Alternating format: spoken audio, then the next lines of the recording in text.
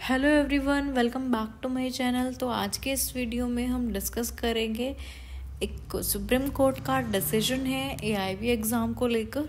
उस डिसीजन को हम अपनी आज के इस वीडियो में देखेंगे रिलेटेड टू एआईबी एग्ज़ाम। तो चलिए शुरू करते हैं।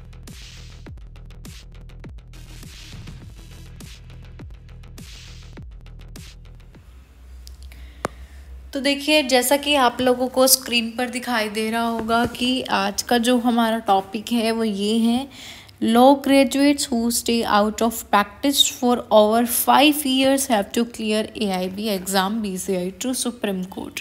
तो देखिए, बेसिकली जो ये न्यूज़ है वो क्या है, जो भी लॉ ग्रेजुएट्स हैं उनको क्या है, अगर उन्होंने अपनी बीए एलएलबी या फिर एलएलबी की डिग्री को कंप्लीट कर लिया है तो उसके बाद क्या करना होता है, for over 5 years have to clear AIB exam. तो ये उसको क्या है, एआईबी एग्ज़ाम को क्लियर करना पड़ता है। अगर किन कंडीशंस में उसको एआईबी एग्ज़ाम देने की ज़रूरत पड़ती है, तो अगर वो एडवोकेसी के फील्ड में जाना चाहता है, एडवोकेट बनना चाहता है, जज बनना चाहता है, कुछ भी अगर मतलब उसको लॉ में ही जाना होता है तो उसको जो है एआईबी का एग्ज़ाम देना मैंडेटरी होता है। ऐसा नहीं है कि वो एआईबी का एग्ज़ाम उसे नहीं देना होता है, तो ये एग्ज़ाम उसे देना होता है। बट हाँ, अगर कोई कैंडिडेट वो टीचिंग प्रोफेशन में जाना चाहता है या फिर किसी और अदर फील्ड में जाना चाहता है, लॉ के अदर जो भी हैं, बट अगर वो एडवोकेसी के फील्ड में जाना चाहता है तो उसको एआईबी का एग्ज़ाम देना मैंडेटरी होता है। ठीक है, देखिए, New Delhi law graduates who stay out of law practice for more than 5 years and seek to return to advocacy will be required to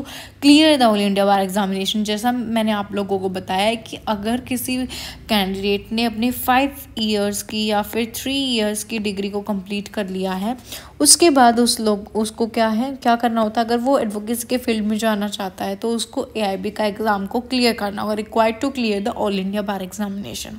the bar council of India has told the Supreme Court. ये चीज़ जो bar council of India has told to the Supreme Court. ठीक है, तो अगर कोई भी candidate ऐसा है जो अभी अपनी बीएलएलबी या फिर एलएलबी की डिग्री कंप्लीट कर रहा है, मतलब प्रोसेसिंग में है, और वो ये चाहता है कि मैं फर्दर आगे जाके मुझे एडवोकेसी फील्ड में जाना है, मुझे प्रैक्टिस करनी है, मुझे केस लड़ना है, मुझे एडवोकेट बनना है, तो उस केस में उसको ये चीज़ ध्यान रखनी होगी।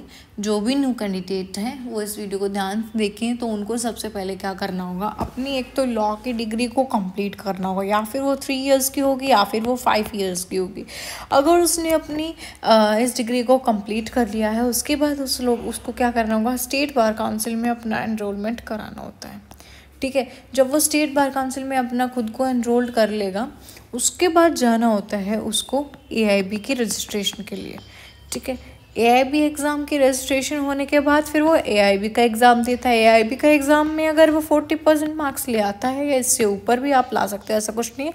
सिर्फ ये है कि फिक्स है इसका कि 40% मार्क्स लाने पर आप लोगों को सीओपी दिया जाता है। अगर किसी के 80 आते हैं देन वेल एंड गुड, ठीक है, वो अच्छी बात है, और उसको भी सीओपी दिया जाएगा, और जिसके 40 आते हैं उसको भी सीओपी दिया जाएगा, और जिसके नहीं आते उसको सीओपी नहीं मिलेगा। तो सीओपी बेसिकली होता क्या है, सर्टिफिकेट ऑफ प्रैक्टिस होता है, जो कि बहुत इंपॉर्टेंट डॉक्यूमेंट होता है एक एडवोकेट के लिए। कहीं पर भी कोई भी कैंडिडेट जो लॉ ग्रेजुएट है वो कहीं पर भी प्रैक्टिस कर सकता है अगर आप लोगों के पास सीओपी है तो।